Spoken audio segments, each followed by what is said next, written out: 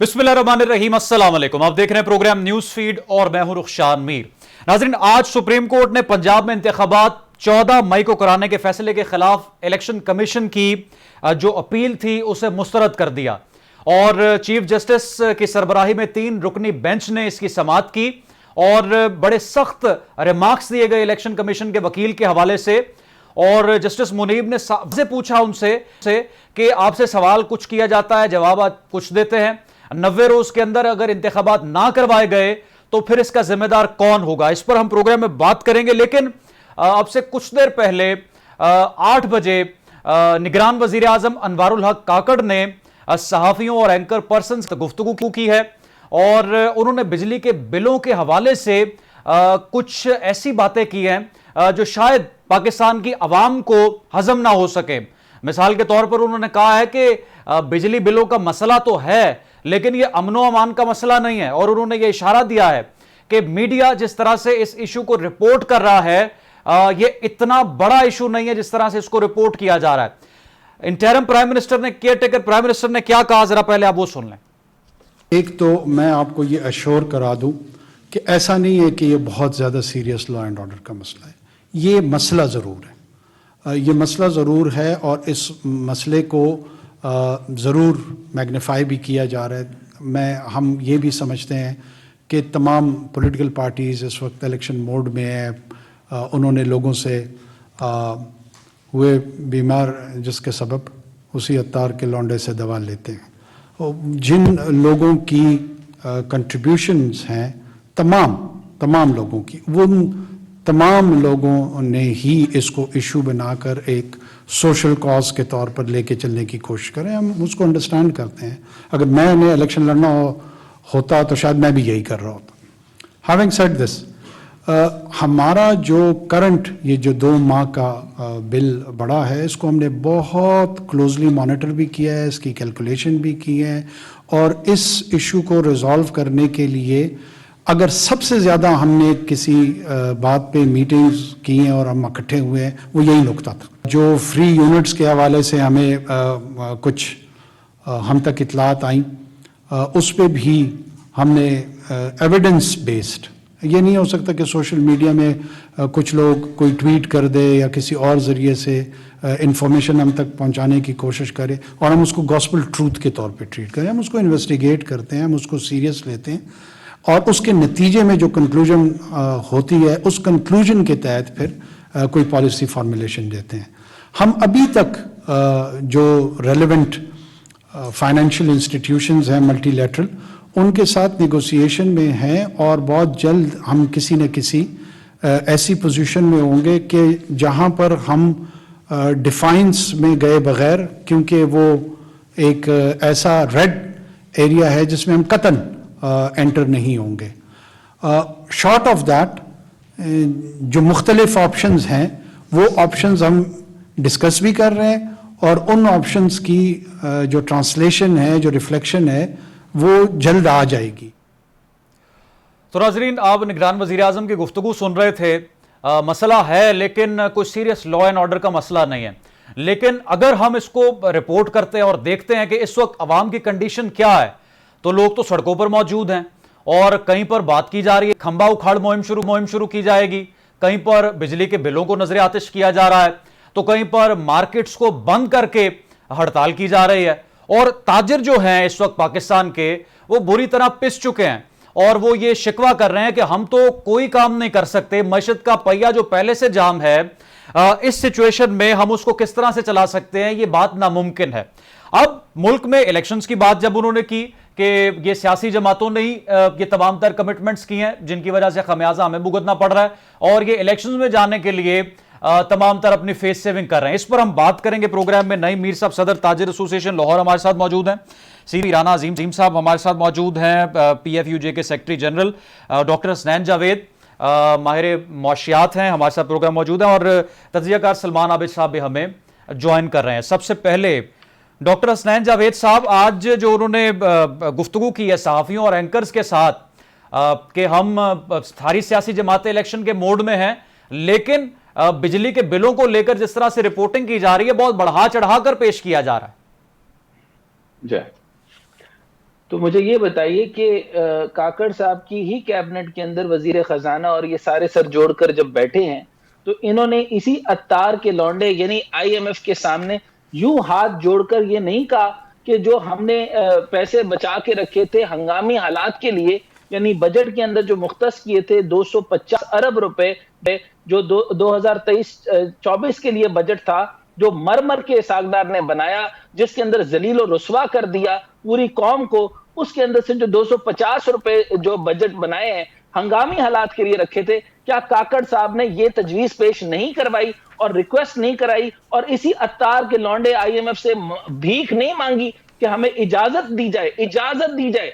यहां तक ये स्टेयरिंग व्हील इनके हाथ में है कि आईएमएफ के इजाजत के बगैर ये अपने बजट में रखा हुआ पैसा, हंगामी हालात के अंदर रखा हुआ पैसा भी, वो जो उन्होंने तरतीब बनाई कि 400 यूनिट तक 400 यूनिट तक जो है वो लोगों को आसानी दी जाए और उनके लिए वो बिल ना हो जो बाकियों के लिए है। क्या मुझे ये बताएं कि इन्होंने $250 की भीख नहीं मांगी, अभी तक इनको इजाजत नहीं मिली, ये डिस्कशन की टेबल पर आया है, तो ये इसी अत्तार के लौंडे से दवा मांगने आए हैं। और फिर अगर ये शेर व शायरी सुनाते हैं तो भूख फिरती है मेरे मुल्क में नंगे पांव, रिस्क जालिम की तिजोरी में छुपा बैठा है। तो मुझे ये बताएं कि 500 अरब रुपए की चोरी नहीं होती, 500 अरब रुपए की जो है वो लाइन थेफ्ट नहीं होते? मुझे ये बताइए कि ये जो आपके सामने है कैपेसिटी पेमेंट्स आपने नहीं करनी? आपको पिछले बजट के अंदर जबरदस्ती आईएमएफ ने 450 अरब रुपए नहीं दिलवाए थे? फिर बिजली चोरी के ऊपर उन्होंने बड़ा सारा क्वेश्चन मार्क आईएमएफ ने लगाया था, उन्होंने कहा था 350 अरब से लेके 500 अरब रुपए की चोरी है।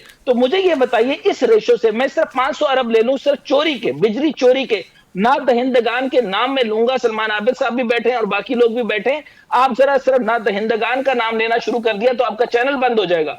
लेकिन इससे पहले मैं आपको बता दूं कि बिजली चोरी का जो मामला है उसके अंदर से सिर्फ 500 अरब की जो बिजली इस साल की चोरी हुई है उन लोगों की जेबों से निकाल लें, इन्हीं ब्यूरोक्रेट्स के अंदर से निकाल लें, इन्हीं वापडा वालों से निकाल लें, तो आपका जो है वो जो आप 400 यूनिट जिन लोगों को जलील कर दिया आपने, सिर्फ 400 यूनिट, 100 यूनिट, ठीक है डॉक्टर सैन जावेद साहब, नईम मीर साहब का यहां पर कमेंट ले लेते हैं। नईम मीर साहब, आज निगरान प्राइम मिनिस्टर ने जो गुफ्तगू की है, ताजिरों को तसल्ली हुई है तरीके से? उन्होंने कहा कि मसला तो है बिजली के बिलों का, लेकिन अमनो अमान का मसला नहीं है। दूसरे नंबर पर उन्होंने कहा कि मौजूदा सूरत हाल पैदा करने वाला ही सरापा एहतजाज है। यकीनी तौर पर उनका इशारा सियासी जमातों की तरफ है, लेकिन एहतजाज तो अवाम कर रही है। नईम मीर साहब देखें जी, बात यह है कि ये हुकूमत जो है ये एक गैर सियासी हुकूमत है और इसको ज़रूरत नहीं है कि ये मकबूल फैसले करे या गैर मकबूल फैसले जो रियासत पाकिस्तान के हक में हो वो ना करे। अब इशू ये है कि अपना हर चीज़ आप डाल देते हैं आईएमएफ के ऊपर। भाई, आईएमएफ ने आपको अपने पावर सेक्टर में इस्लाहात करने से तो नहीं रोका ना। वो आपको ये तो नहीं कहता कि आप चोरी ना रोकें, वो आपको ये कि जो नादहिंदा है उनसे पैसा वसूल ना करें, वो आपको ये तो नहीं कहता कि आप अपने जो ट्रांसमिशन लाइन के लॉसेज हैं जो ऑब्सलीट हो गई हैं इनको रीवैम्प करें, इनको रीस्ट्रक्चर करें। वो ये सारे काम तो आपको इन चीजों से रोकता तो नहीं है ना। वो तो यही कहता है कि भाई मैंने पैसे आपको दिए हैं और ये पैसे आपने मुझे,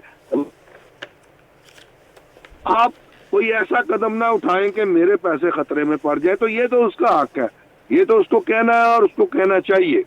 अब मसला ये है कि हमारी निगरान हुकूमत जो है वो ये हमें बताए कि उन्होंने कौन इकदाम किए हैं जिससे ये पावर सेक्टर जो है, ये पावर सेक्टर जिसने अजाब डाल दिया है 24 करोड़ अवाम को, 24 करोड़ अवाम सरापा एहतजाज है। इस पावर सेक्टर के अंदर कोई रिफॉर्म्स नहीं हो सकी, कोई बेहतरी नहीं हो सकी, कोई हुकूमत इसको ठीक नहीं कर सकी। आखिर उनकी सियासी मजबूरियां होंगी जो मैंने अपनी बात के आगाज में कहा। आप गैर सियासी हुकूमत है, आपकी क्या सियासी मजबूरियां हैं? भाई आप इसको ठीक करें। आप गैर मकबूल फैसले करने पड़ते हैं, अगर अशराफिया पे हाथ आपको डालना पड़ता है, अगर ना दहिंदा लोगों को या इदारों को आपको पकड़ना पड़ता है, तो भाई आप तो कर सकते हैं ना। अगर आपने ये सारे काम नहीं करने तो फिर आप मुझे बताएं कि आप यहाँ पर हूटर वाली गाड़ियां लेने आए थे, आप सरकारी बंगले पर बंगले लेने और सरकारी खर्चे पर खाबे खाने आए थे, या आप हमें जो है वो कोई देना भी चाहते हैं? और नहीं चाहते तो भाई आप भी घर चले जाए, हमें तो फिर किसी हुकूमत की कोई जरूरत नहीं है। अपना सर के ताजर अब एहतजाज पहले भी कर रहे थे, गुज़श्ता 7-8 रोज से कहीं पर दुकानें बंद की जा रही हैं, तो कहीं पर बिजली के बिल जलाए जा रहे हैं, और कहीं पर यह बाज़गश्त है कि खंबा उखाड़ मुहिम हम शुरू करेंगे। आपको यह लगता है कि आज के इस उनके बयान के बाद कोई तसल्ली किसी किस्म की होगी ताजर बिरादरी को? बिल्कुल कोई तसल्ली नहीं होगी, कोई तशफ़ी नहीं हो सकती। इसकी वजह ये साथ जो मुआहदात हुए हैं उससे हुकूमत पाकिस्तान नहीं बल्कि कहना चाहिए रियासत पाकिस्तान के हाथ पांव बांध कर, जो पंजाबी में जिसे कहते हैं ना, गोडा गिच्ची पे रखा हुआ है IMF ने। अब सूरत हाल तो ये है, अब कुर्बानी देनी किसने है मुझे ये बताएं। क्या आप कुर्बानी गरीब से मांग रहे हैं? सरासर ज्यादती है। कुर्बानी अब अशराफिया ने देनी है, उसका वक्त आ गया। जिन्होंने अपना वो कहते हैं ना कि पंजाबी की एक मैं आपको कहावत सुनाता हूँ कि अब जिन्होंने गाजरें खाई हैं अब उनको पेट दर्द भी होनी है। अब वो गाजरें जिन्होंने खाई हैं उनकी गाजरें निकालें भाई उनके अंदर से। अब हमने तो नहीं खाई, हमने तो कुछ नहीं किया, अवाम बेचारे ने तो कुछ नहीं किया। अवाम तो 75 सालों से अवाम तो महरूम रहे हैं। अवाम तो बेचारे जो है वो इन 75 सालों के अंदर जो है वो तो हमेशा जो है वो मुक्तदर हलकों और जो ताकतवर अशराफिया है वो उसके ज़ेरे नगी रहे हैं, वो तो उसके इस्तेसाल का शिकार रहे हैं। तो अब अवाम जो है उनकी खत्म हो गई है, तो वो सड़कों पे आ गए। मुझे बताएं क्या है ये ऐसा कोई एहतजाज है जिसको कोई लीड कर रहा है? कोई भी नहीं कर रहा। आप मुझे बताएं क्या ये सेल्फ डिनायल नहीं है, सिविल नाफरमानी जो खुद ब खुद हो गई है? क्या ये खुद ब खुद सिविल नाफरमानी खुद ब खुद पैदा नहीं हो गई? अब ऐसा मॉब, ऐसा एहतजाज जिसको कोई लीड न कर रहा हो, वो तो कोई भी सिमत इख्तियार कर सकता है। अनारकी इसी को कहते हैं। पाकिस्तान नाकाम रियासत है और एक नाकाम तरीन रियासत जो है वो बनने जा रही है। क्या ये चीजें समझ नहीं हमें आ रही? और ये समझना किसको है सर? ये अशराफिया को समझना है, ये मराहत याफ्ता तबके को समझना है, ये उन लोगों को समझना है जिन्होंने पाकिस्तान के अवाम का खून चूस चूस कर जायदादें, उन्होंने बैंक बैलेंस, उन्होंने पाकिस्तान के गरीब अवाम का खून चूस चूस कर कारोबार, फैक्ट्रियां और एम्पायर्स खड़े किए हैं। अब उन्हें सोचना है कि उनके कुर्बानी देने का वक्त है। अगर वो कुर्बानी नहीं देना चाहते तो आप मुझे बताएं कि क्या इन सड़कों पर अवाम जो है वो इनको गाड़ियां भगाने देंगे? क्या अवाम इनको अपने बंगलों में और फार्म हाउसेज में क्या वहां पर सुकून से रहने देंगे? ये भूखे नंगे अवाम, ये बेचारे लाचार और मुफलिस अवाम जो बुनियादी जरूरतों से महरूम है, और या दूसरी तरफ अशराफिया उनके जो है वो फैशन और उनकी अय्याशियां और वो खत्म ना हो, तो क्या अवाम जो है वो खुद ब खुद उठेंगे नहीं? क्या वो नफरत जो है वो इस अशराफिया को जीने देगी? नहीं जीने देगी सर, नहीं होगा ये। ठीक है, फयाज चौधरी साहब गुफ्तगू आप सुन रहे थे नईम मीर साहब ताजर एसोसिएशन के सदर हैं लाहौर में, और इन्होंने तर्जुमानी की है उन दुकानदारों की, उस कारोबारी तबके की जो हमें दुकानें बंद करके दुकानों के फुटपाथ पर बैठा हुआ, सामने थड़े पर बैठा हुआ नजर आता है कि हम अब दुकान नहीं चला पा रहे।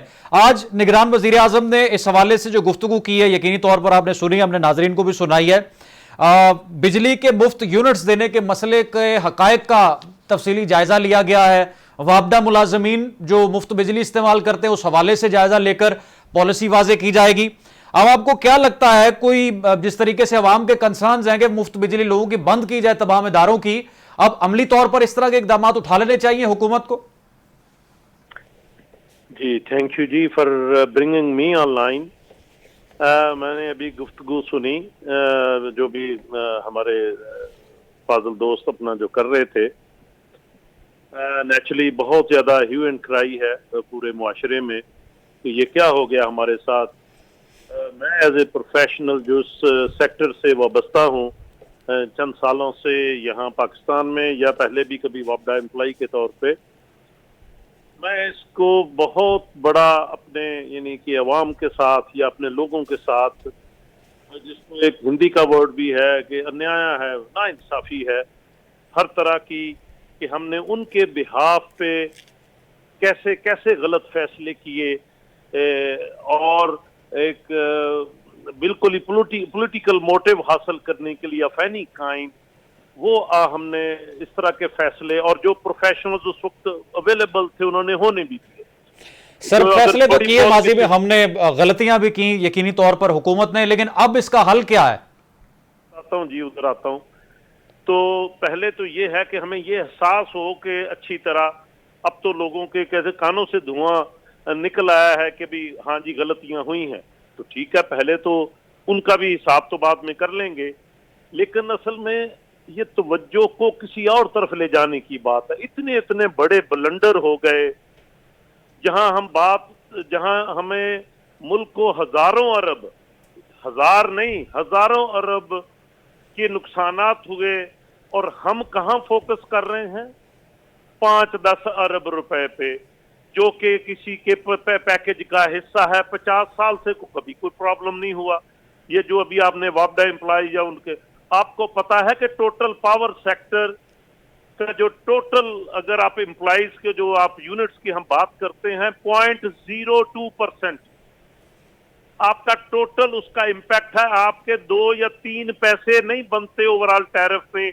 ये आप मुराद की बात कर रहे हैं, पता नहीं हम क्या सोच रहे हैं, हम किधर बात को ले जाते हैं, ना उसकी किसी को समझ है कि ये क्या मसला क्या है। मसला कहीं और है, फिक्स उसको कहीं और से चलने चाहिए, शुरू कर नहीं, आप ये कहना चाह रहे हैं कि जितने भी सरकारी महकमों के अफसरान या मुलाजमीन को मुफ्त बिजली दी जाती है वो सिर्फ 0.2% बनता है ओवरऑल? नहीं 0.02 में पावर सेक्टर के में जो एंटिटीज, बाकी अगर किसी ने जुडिशरी ने दी है, या मैं उनकी बात नहीं कर रहा, मैं तो सिर्फ ये कर रहा हूं आप वापडा की बात कर रहे हैं। वापडा एनटीडीसी 15-16 अदारों की बात कर रहा हूं मैं, सारी जनरेशन कंपनीज, सारी ट्रांसमिशन डिस्कोज, मैं सबकी बात कर रहा हूं, ठीक है। तो ये जो लोग इस बिजनेस से वाबस्ता हैं, अच्छा उन्होंने अब उनके एम्प्लॉयमेंट कॉन्ट्रैक्ट में ये बातें हैं कि भाई आपको 500 यूनिट, किसी को 200 यूनिट भी आपको दे दिए जाएंगे। ये इसको हम कहते हैं ना अंग्रेजी में कि इट्स नॉट इवन पीनट्स।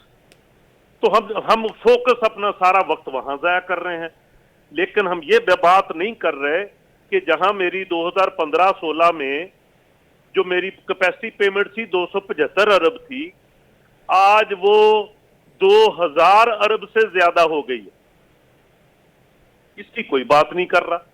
तो वहां हमने जो 70% मेरे टैरिफ का जो हिस्सा है वो मेरी कैपेसिटी पेमेंट है। ये मैं सबको समझाने की कोशिश करता हूं कि भाई आपको एक बस की जरूरत थी, ठीक है, और वो भी आपने इंपोर्टेड ले ली, हाई ऑक्टेन उसमें फ्यूल डलना था, आपने वो ली ही क्यों?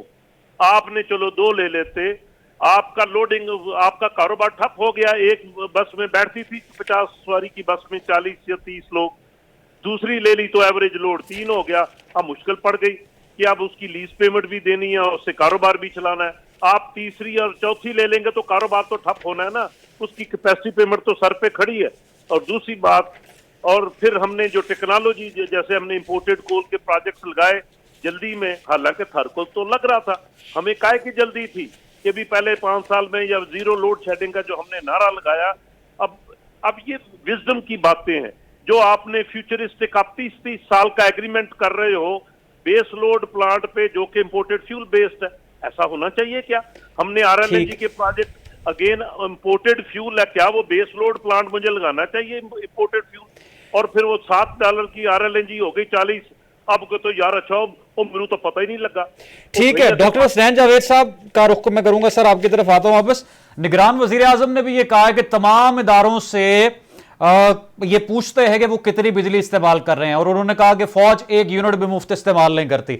अब अवाम का भी बुनियादी कंसर्न यही है, जैसे डॉक्टर फयाज साहब बात कर रहे थे कि हम इतने भारी भरकम बिल्स दे रहे हैं, ना वापडा के मुलाजमीन और अफसरान बिल देते हैं, बाकी जो सरकारी मुलाजमीन है उनको भी बड़ी रियायत दस्तयाब है, और हम अपने आप को गिरवी रख के भी नहीं बिल दे पा रहे। तो डॉक्टर फयाज साहब की गुफ्तगू से आप एग्री करते हैं? डॉक्टर फयाज साहब से मैं ये सुनना चाह रहा था कि मुझे ये बताएं कि जो वापडा के तहत रहते हुए ट्रांसमिटिंग लाइंस जो थी वो क्यों नहीं दे सके, जो हाइड्रो पावर प्रोजेक्ट से मुझे ये बताइए कि 6.94 के ऊपर जो बिजली बन रही थी वो यकालक महंगी कैसे हो गई? इनकी इनकैपेसिटी की वजह से जो मामलात बढ़े और आईपीपी यानी जो पावर प्रोड्यूसर्स पैदा होना शुरू हो गए और 17 से 18 पावर प्रोड्यूसर बने, वो कैसे बन गए?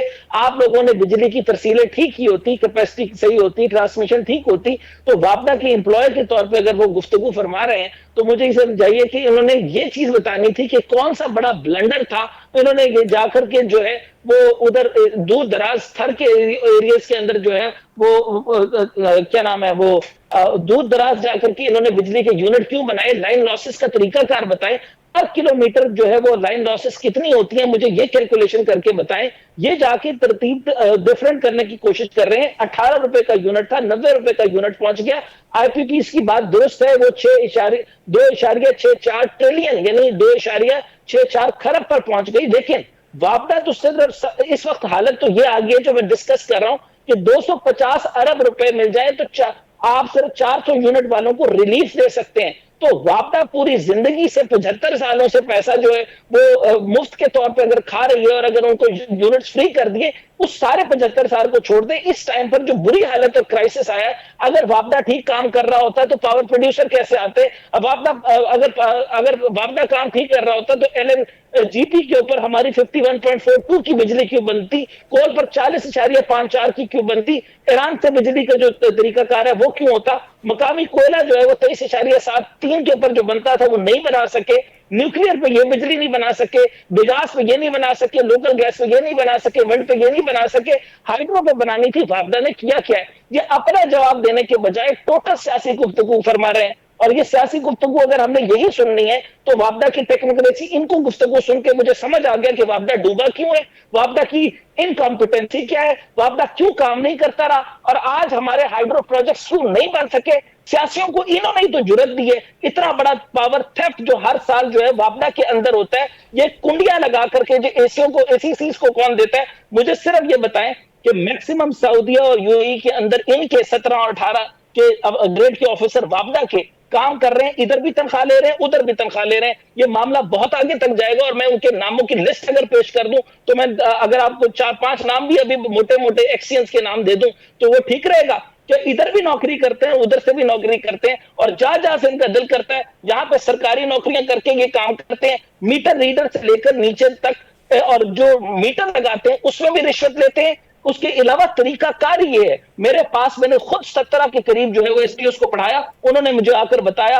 कि हम आपकी लाइंस वहां से उठाकर डायरेक्ट कुंडी पे कर देते हैं सर, यही हमारे पास फौरी तौर पर रिजॉर्ट है। तो मुझे ये बताएं, ये पूरा का पूरा वापडा जो है वो उस तौर पे इनकॉम्पिटेंट लोगों के हाथ में था तो ये काम हुआ। मुझे जो है वो 60 का दौर ना बताएं, 70 का दौर ना बताएं, मुझे अब का दौर बनाए जब वापडा के अंदर बेशुमार करप्शन और करप्शन का बाजार इतना गर्म हुआ कि रेड टेपिज्म आ गया। अब सिर्फ मीर साहब एक बात, 350 अरब की बिजली भी अगर चोरी हो रही है तो आपको पता है कि आईएमएफ के सामने ये इल्तिजा क्या कर रहे हैं कि सिर्फ 250 जो हमने हंगामी हालात के लिए पैसे रखे थे, खुदारा हमें अता कीजिए और हम जो है वो रिलीफ 2 महीने के लिए दे सकते हैं, इससे ज्यादा नहीं। और मैं कुर्बान जाऊं काकड़ साहब की, तो वो कह रहे हैं लॉ एंड ऑर्डर का मसला नहीं है, इंटरिम गवर्नमेंट का मामला है, आप इलेक्शन करवाइए और तशरीफ ले जाइए, आपसे ये काम नहीं होना। ना आप आईपीपीएस पेश कर सकते हैं, ना पावर पॉलिसी पे कर सकते हैं। और वापडा के कई मुलाजमीन, बेशुमार मुलाजमीन, एक लंबी लिस्ट है जो उनसे इन्हीं से पूछिए। ये मेरा सवाल है इनसे कि इनके नाम बताइए कि जो लोग डबल तनख्वाहें ले रहे हैं, इधर से भी ले रहे हैं और अभी तक वहां पर बैठ करके जो है वो इनकी तनख्वाहें और एलपीआर लगे हुए हैं। और पावर परचेस एग्रीमेंट के अंदर कौन कौन शामिल था और ये 17 के करीब जो है वो आईपीपीएस किसने आने दिए, फिर सरकारी तौर पे खरबों रुपए की जो चोरी हुई वो किस तरह हुई, इंडस्ट्रियलिस्ट को ये बिजली क्यों माफ करते हैं। और ये बताइए कि बड़े बड़े नियम अनुसार से लेकर सारे के सारे लोगों को ये कुंडे डाल के कैसे देते हैं और वो जो मीटर और ट्रांसफार्मर है उसके पैसे एक्स्ट्रा क्यों लेते हैं। और हर इनका मीटर रीडर से लेकर हर एक बंदा 19 की रीडिंग होती है, 27 को ये करने आते हैं, तो ये डबल टैरिफ क्यों डालते हैं? ये जरा सारे का सारा प्लान इनसे ले दीजिए और फिर मुझे बताइए। और फिर मैं साथ ये भी बताऊं, बीडीएम के 15 माह की बिजली के 15 माह के अंदर 4 दफा टैरिफ बढ़ाया, आज 90 रुपए का यूनिट है और आपसे 400 यूनिट गरीब आदमी को नहीं दिए जा रहे। जी फयाज शोई साहब, सर कैसे रिस्पॉन्ड करेंगे इसे? जी हाँ, कम 100 सवाल हो गए हैं। एक तो पहले मैं जरा क्लैरिफिकेशन कर दूं कि मैं वापडा एम्प्लॉई नहीं हूं, ठीक है। वो बेचारे अपना गुस्सा सारा ठीक है, वो सारे अवाम इस वक्त काफी गुस्से में है, वो भी उसी गुस्से में है और सबको इनके शायद नहीं सर, वो आपकी इस बात का उन्होंने जवाब दिया कि आपने कहा 0.2% भी फर्क नहीं पड़ेगा अगर वापडा मुलाजमीन को मराहत ना दी जाए तो। मैं बिल्कुल ठीक बात कर रहा हूं।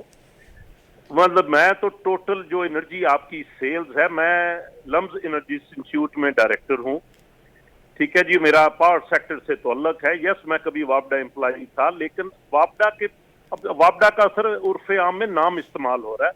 वापडा तो 98 में सिर्फ जनरेशन कंपनी है, तो आप वो असल में सब कोई वापडा कह रहे हैं। तो अभी आप इस्तेमाल करें टर्मिनोलॉजी, जिनके ज्यादातर शिकायत है वो डिस्कोस की बात हो रही है, जो डिस्ट्रीब्यूशन कंपनीज की बात हो रही है, जो आमतौर पे जो प्लानिंग लेवल पे जो डिसीजन मेकिंग होती है बल्क लेवल पे, वो एनटीडीसी अदारा करता है।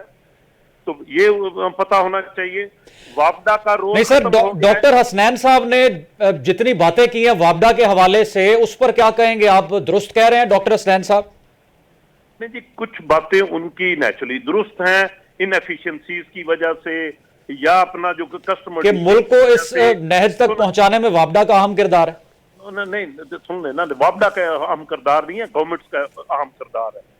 वापडा जैसे उन्होंने खुद ही कहा कि 60-70s का जब हम लोग एम्प्लॉय थे 80s तक, आप उसकी बात ना करें, आप आज की बात करें।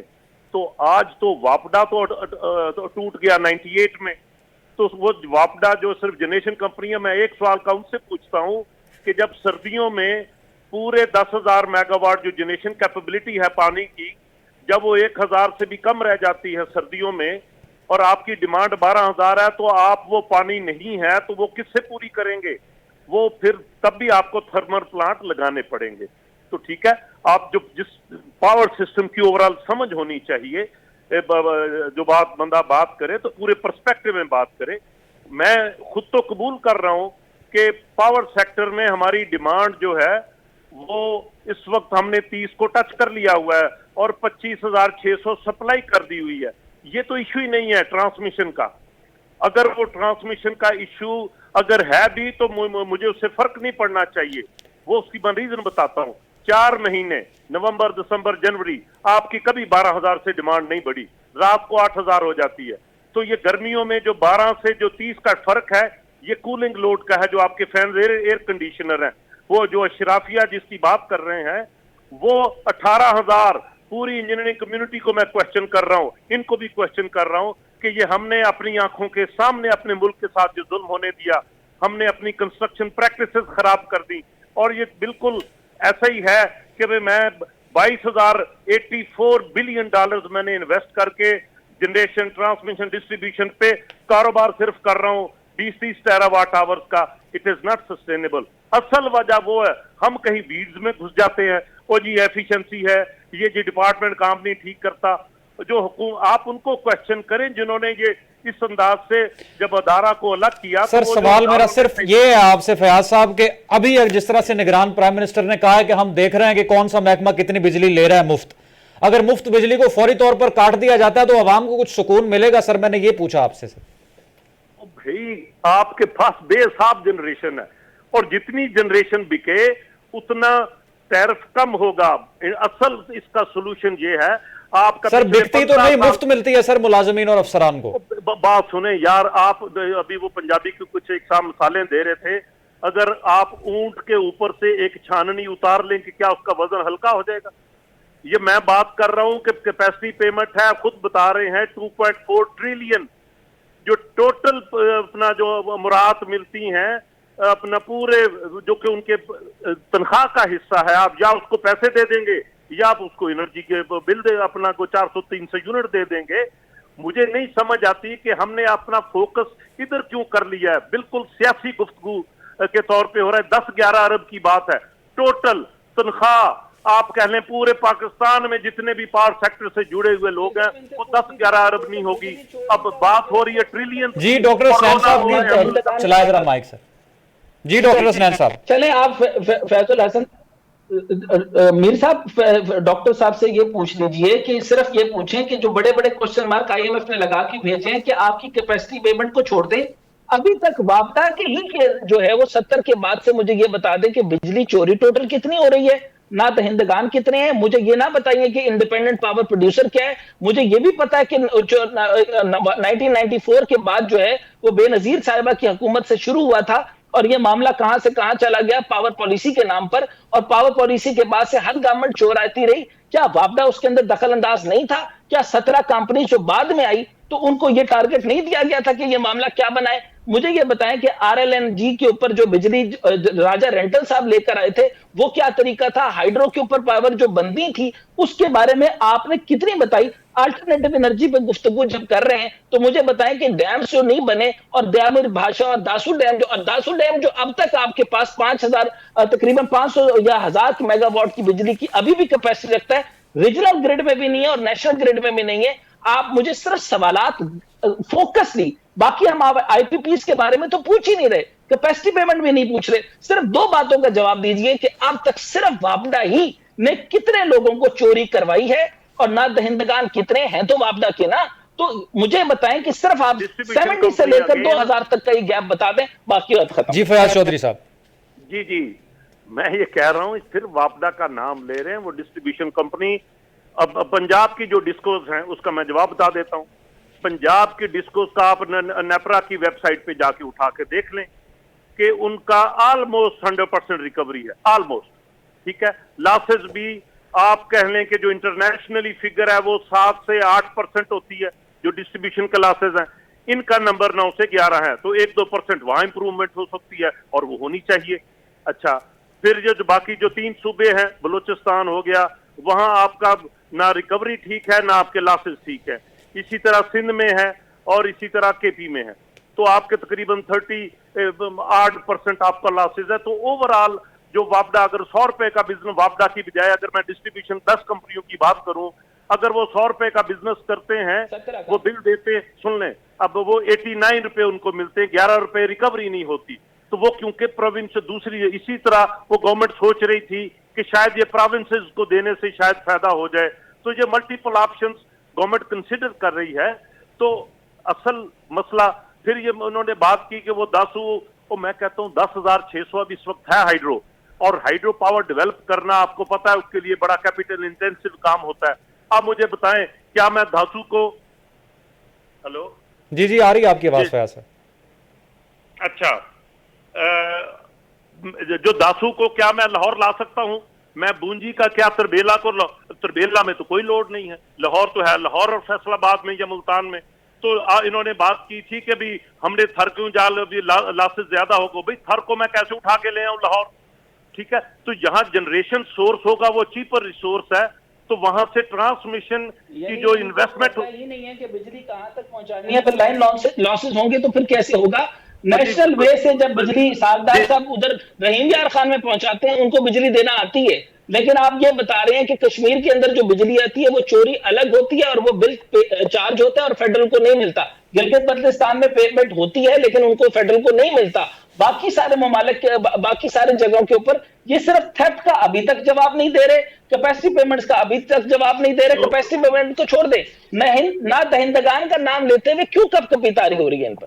भाई मुझे कोई कभी भाई तारी नहीं ना, मैं मुझे क्यों कभी तारी होगी? आप इस तरह की गुफ्तगू क्यों कर रहे हैं? आप ये जवाब देंगे जब आप ये जवाब देंगे कि ये सारी की सारी बातें छोटा सा हटाने से या बिजली चोरी के ऊपर गुफ्तगू करने से या दहिंदगान की बात करने से पहले मुझे सिर्फ ये बताइए कि इस टाइम पर जो है वो 400 यूनिट को उन लोगों को देना है जिनके घर में सिर्फ एक एक पंखा चल रहा है और छोटे छोटे बल्ब जल रहे हैं। वो नहीं सर, फयाज चौधरी साहब भी माहिर है, अमूर तवानाई के बड़े एक्सपर्ट हैं, इन्होंने हमें साथ पहले भी गुफ्तगू की थी। असल में कंफ्यूजन ये हो गई है कि आप कह रहे हैं कि कसूरवार है जो डिपार्टमेंट है पावर सप्लाई का, वो कह रहे हैं कि कसूरवार नहीं है, गवर्नमेंट कसूरवार है, और जो कैंपेन की जा रही है बिजली बिलों के हवाले से उसका रुख मोड़ दिया गया है सरकारी मुलाजमीन और अफसरान की जानिब। ये गलत है, ये फयाज चौधरी साहब फरमा रहे हैं। देखें जी फयाज साहब, असिस्टेंट कमिश्नर से लेकर कमिश्नरों तक के जिनके घरों में कुंडियां डली हैं उनका नाम लीजिए ना। जी फयाज चौधरी साहब। जी सर। जी मैं तो खुद तो बता रहा हूं कि भाई पंजाब में इन जनरल जो डिस्कोज है उनकी रिकवरी, अगर वो बेशक ओवर बिलिंग हो या ना हो, अगर वो कसूरवार हैं तो वो क्यों नहीं, हम उनको क्यों नहीं एक्सपोज करेंगे? मैं बता रहा हूं कि जो मेजर इंपैक्ट है वो 30% रिकवरी भी कम हो रही है, लॉसेस भी ज्यादा हैं वो तीनों प्रोविंसेस में। तो मैं तो नाम ले रहा हूं, ठीक है, तो लॉ एंड ऑर्डर सिचुएशन बेहतर करें, पूरी मिलिट्री मिलके, पूरी पुलिस मिलके, क्यों नहीं हेल्प करती है अदारों की? और जो पॉलिटिकल फिगर्स अगर वो चोरी करते हैं तो क्यों नहीं पुलिस उनको पकड़ती? तो ये है सर्विस प्रोवाइडर, इनको सपोर्ट चाहिए एडमिनिस्ट्रेशन से, ठीक है। और अगर लेट्स से उसमें से आप पूरे वापडा को या पूरी अदारों को आपने इस अंदाज से खड़ा कर दिया कटहरे में, मैं ये बात कर रहा हूं, अगर उसमें 2% या 4% लोग लेट्स से वो भी अगर अपॉर्चुनिस्ट बन गए हैं, तो आप सारे को एक लाठी से नहीं हाँक सकते। बहुत बहुत अच्छे प्रोफेशनल्स मौजूद हैं जिस वजह से ये निजाम चल रहा है। अब मुझे एक सवाल का जरा ये जवाब दे दे कि क्या वापडा ने किया है 105 से $315 का? मुझे बता दें। सारी आपका जो क्रंच आया है वो तो 3 टाइम्स आपका डॉलर एक्सचेंज है, सारा इक्विपमेंट डॉलर में लगा हुआ है। तो मुझे ये बता दें कि क्या ये सारा वापडा ने किया है 300 रुपए का? तो बात कहीं और है, आप कसूर किसी और जगह निकाल रहे हैं, वो आप वीड्स में घुसे हुए हैं। तो आप प्लीज इन वीड्स से इंडिपेंडेंट पावर प्रोड्यूसर्स के ऊपर जो ये क्या तरीकाकार है, जब प्राइवेट कंपनीज जो है वो बिल बनाएंगी, बिजली वो बनाएंगी और जो उनसे खरीद रहे हैं वही बिल देंगी, तो गवर्नमेंट क्यों खरीदेगी और गवर्नमेंट क्यों बनाएगी जब ये सारे के सारे और इतने बड़े ज़हीन फतीन आदमी हैं? डॉक्टर साहब जब वहां पे बैठे थे या पॉलिसीज बनाने में बैठे हैं या अगर वो लिख रहे हैं तो बताएं मुझे कि इन्होंने यूं क्यों नहीं कहा कि प्राइवेटाइज जो मामला हुए। ठीक है, डॉक्टर हसनैन साहब माहिर मईशत और डॉक्टर फयाज चौधरी साहब माहिर अमूर तवक्कुल और नईम मीर साहब सदर ताजर इत्तेहाद यूनियन हमारे साथ प्रोग्राम में मौजूद थे। नाज़रीन, गुफ्तगू के सिलसिले को आगे बढ़ाएंगे एक मुख्तसर से ब्रेक के बाद।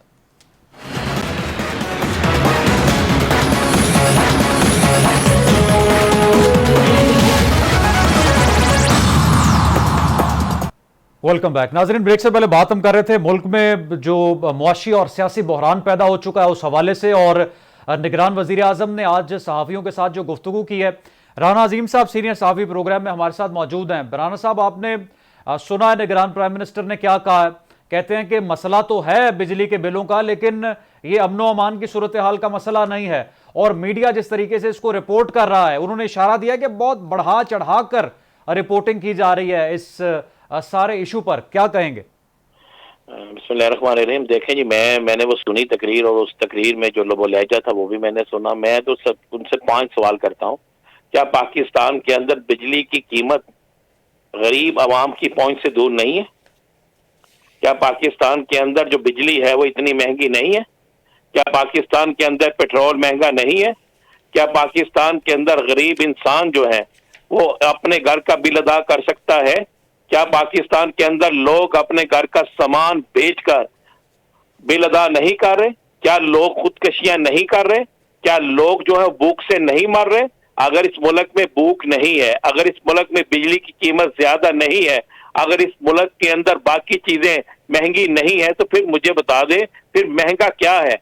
ये जो सब कुछ हो रहा है, दरअसल मामला यह है कि इस्लामाबाद के अंदर बैठे हुए लोगों को बहावलपुर या दिवालपुर या उकारा या लाहौर शहर किसी और जगह का शख्स नजर नहीं आता। उन्हीं की एक प्रेस कॉन्फ्रेंस में आप देखें कि एक शख्स ने कहा कि मेरा 1 लाख से जायद बिल आया है। दरअसल मामला यह है कि मीर साहब, सरकारी लोगों ने बिल अदा नहीं करना होता। बिल अदा करना है आपने, मैंने। बिल अदा करना है आम आदमी ने। बिल अदा करना उस शख्स ने जिसको पता है कि मैं बिल अदा नहीं करूंगा, वापदा वाले आएंगे मेरे घर की बिजली काट देंगे, फिर मुझे बिल भी अदा करना पड़ेगा और बिजली के लिए अलहदा रिश्वत भी देनी पड़ेगी। तो ये तो आलम हो चुका है। वो कौन, मीडिया क्या गलत दिखा रहा है? मुझे बता दें, क्या मीडिया ने खुद को जुलूस निकलवाया है? क्या मीडिया ने किसी ऐसे शख्स को दिखाया है कि जो प्लांटेड है? भाई, वो मीडिया वो दिखा रहा है जो हो रहा है। अब 2 तारीख को जो हड़ताल हो रही है, क्या वो हड़ताल मीडिया करवा रहा है? आज जो एहतजाज हुआ, क्या वो मीडिया ने कराया? आज पूरा जनूबी पंजाब बंद था, पूरा जनूबी पंजाब, क्या वो मीडिया ने किया? आज वजीर आजम साहब अगर ये बात भी बता देते कि पंजाब के 5 डिवीजन्स के अलावा पूरे पाकिस्तान में कहां कहां पे बिजली जो है उनकी कीमत आती है, कहां से बिजली आती है, क्या केपीके के लोग बिजली की कीमत अदा कर रहे हैं? क्या वहां से वसूली होती है? क्या बलोचिस्तान से वसूली होती है? क्या सिंध के देही इलाकों से वसूली होती है?